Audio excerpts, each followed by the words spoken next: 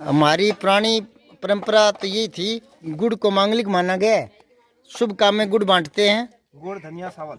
हाँ, जय सरस्वती माँ।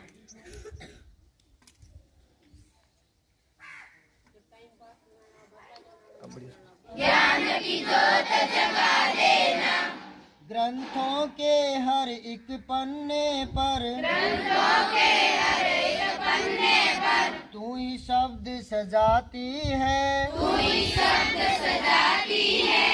कलम थमा कर तू कवियों से, कलम थमा कर तू कवियों से प्यारे गीत लिखाती है, प्यारे गीत लिखाती है।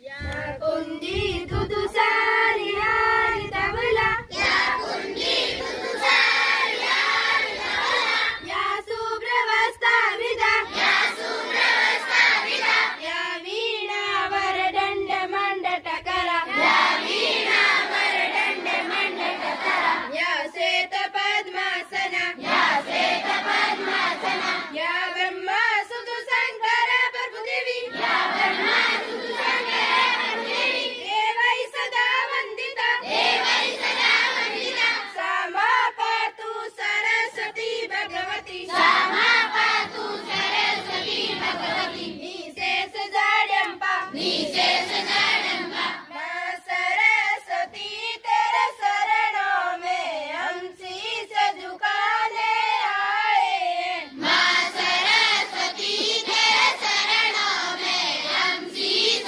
झुकाने आए हैं। दर्शन की भिक्षा लेने को दो नयन कटोरे लाए हैं, दर्शन की भिक्षा लेने को दो नयन कटोरे लाए हैं। अज्ञान अंधेरा दूर करो माँ, ज्ञान का दीप जला देना, अज्ञान अंधेरा दूर करो माँ, ज्ञान का दीप जला देना। ज्ञान की भिक्षा लेने को माँ द्वार तियारे आए हैं, हम ज्ञान की भिक्षा लेने को माँ द्वार तियारे आए हैं। अज्ञानी बालक तेरे अज्ञान दोष को दूर करो, हम अज्ञानी बालक तेरे अज्ञान दोष को दूर करो। सांझ सवेरे गुण गाते माँ भक्ति की जोत जला देना, सांझ सवेरे गुण गाते माँ भक्ति की जोत जला देना। भेंट करूं उपहार नहीं हम हाथ पसारे आए हैं, क्या भेंट करूं उपहार नहीं हम हाथ पसारे आए हैं। हंसो माँ सग में, हंसो माँ सग में, हंसो माँ ज्योतिर्ग में, हंसो माँ ज्योतिर्ग में, मत्यो माँ अमृत में, मत्यो माँ अमृत में। ओम भूर्भुवस्सुः, ओम भूर्भुवस्सुः, तत्सवितुर्वरेण्यं, तत्सवितुर्वरेण्यं, भर्गो दिवसे धीमहि, भर्गो दिवसे धीमहि, धियो यो न प्रचोदयात्, धियो यो न प्रचोदयात्। ओम भूर्भुवस्सुः, ओम भूर्भुवस्सुः, तत्सवितुर्वरेण्यं, तत्सवितुर्वरेण्यं, भर्गो दिवसे धीमहि, भर्गो दिवसे धीमहि, धियो यो न प्रचोदयात्, धियो यो न प्रचोदयात्। ओम शांति शांति शांति, ओम शांति शांति शांति।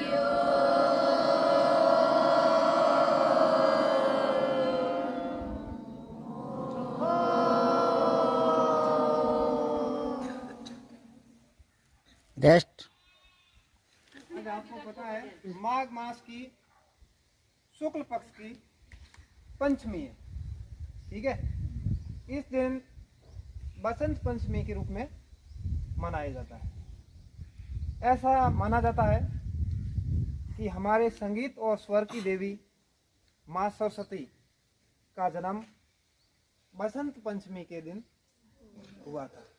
तो उसी उपलक्ष्य में हम प्रतिवर्ष बसंत पंचमी का त्यौहार विद्यालय में बड़ी धूमधाम से मनाते हैं और माता सरस्वती से ये प्रार्थना करते हैं कि आप हमें अच्छा ज्ञान दे, इस अज्ञान रूपी संसार से आपकी ज्ञान रूपी सरिता के द्वारा हमें तार दे, हमें अंधकार से निकालकर एक उजाले की ओर जाने का मार्ग प्रदान करें और हम हमारे जीवन में कुछ अच्छा कर सकें, अच्छा ज्ञान प्राप्त करके इस देश के उज्जवल भविष्य में अपना योगदान दे सके, अपने माता पिता का नाम रोशन कर सके।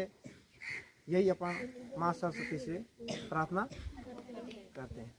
माँ सरस्वती है जो सृष्टि के रचिता ब्रह्मा जी है और ब्रह्मा जी की पुत्री मानी जाती है माँ सरस्वती। ज्ञान की देवी, विद्या की देवी माँ सरस्वती है। अब आप कभी भजन संध्या में गए होंगे, भजन संध्या में समझते हो, जागरण में तो भजन शुरू करते हैं ना, तो सबसे पहले माँ शारदे को याद किया जाता है। किया जाता है।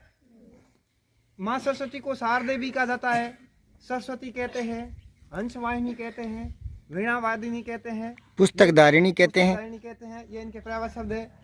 ये सफेद कमल के फूल पर विराजमान है, हंस इनकी सवारी है और इसके हाथ में वीणा है। वीणा के माध्यम से ही इन्होंने स्वर की उत्पत्ति की थी। और ऋतु की दृष्टि से देखें तो बसंत ऋतु है जो सभी ऋतुओं में राजा है। ऋतुएं कितनी है? 6 ऋतुएं हैं और उन सभी ऋतुओं में बसंत ऋतु को ऋतुराज कहा गया है। जैसे फलों का राजा आम होता है, जंगल का राजा शेर होता है, उसी प्रकार बसंत ऋतु है जो सभी ऋतुओं की राजा है। अब बसंत पंचमी में क्या होगा? न तो ज्यादा गर्मी है और न ज्यादा सर्दी है। पूरी की पूरी प्रकृति है, वनस्पति है, पेड़ पौधे हैं। अपन देखो रेगिस्तान में रहते हैं, रेगिस्तान बिल्कुल सूखा माना जाता है, फिर भी अपने यहाँ की जो भी वनस्पति है, यहाँ देखो रूड़े की फूल है, हर वनस्पति अपनी नई कोंपले निकाल रही है। और सब जगह जैसा भी पौधा है, चाहे सूखे से सूखा, मुरझाए से मुरझाया हुआ है, फिर भी वो अपने नव यौवन रूप में अभी खिल रहा है। इसीलिए उन्हें बसंत ऋतु का नाम दिया है, ऋतुओं का राजा दिया गया है और इसी से बसंत ऋतु की शुरुआत होती है। बसंत पंचमी के बारे में गुरुजी ने बहुत अच्छी बातें आपको बताई, ज्ञानवर्धक बातें बताई। ये हमारी भारतीय संस्कृति है, भारतीय परंपरा है, जिनका निर्वहन हमें करना चाहिए। क्योंकि जो देश, जो समाज अपनी परंपराओं को छोड़ने लगता है, वो धीरे धीरे पतन की ओर अग्रसर होता है। तो हमारा जो भारतवर्ष है वो ऋषि मुनि ज्ञानी तपस्वियों का देश रहा है। हर देश की अपनी परंपरा होती है। तो हमारे ऋषि मुनि जो तप त्याग का यहाँ बीज बोकर गए हैं, उसी संस्कृति को हमें आगे बढ़ाना है। होगा कोई देश आगे भौतिकवाद में, लेकिन आध्यात्मिक क्षेत्र में भारत विश्व गुरु था, है और रहेगा। अब तो विश्व के देश भी मानने लगे हैं कि ये जो भोगवादी प्रवृत्ति है, इससे आत्मिक शांति नहीं आती। तो आत्मिक शांति प्राप्त करने के लिए वो भी धीरे धीरे भारतीय संस्कृति में ढलने लगे हैं। कृतज्ञ होना एक होता है, कृतघ्न होना क्या है कि कोई आदमी किसी के उपकार को मानता है तो वो कृतज्ञ होता है, और नहीं मानता तो कृतघ्न कहलाता है। इसको उर्दू में बोलूं तो एक होता है एहसानमंद होना, एक होता है एहसान फरामोश होना। जिनका योगदान हमारी जिंदगी में होता है उनके प्रति हमेशा क्या रहना चाहिए? कृतज्ञ। क्या रहना चाहिए? कभी भी एहसान फरामोश नहीं होना चाहिए। तो अगर सूर्य है, हमें प्रकाश देता है, रोशनी देता है, बिना सूर्य के तो जीवन ही संभव नहीं है, तो हमने इसको देवता कह दिया तो क्या गलत कह दिया? कई लोग उंगली उठाते हैं कि क्या हिंदू धर्म में 3 करोड़ 36 करोड़ देवी देवता कहाँ से आगे देता? अरे ये हमारी कृतज्ञता का ही भाव है।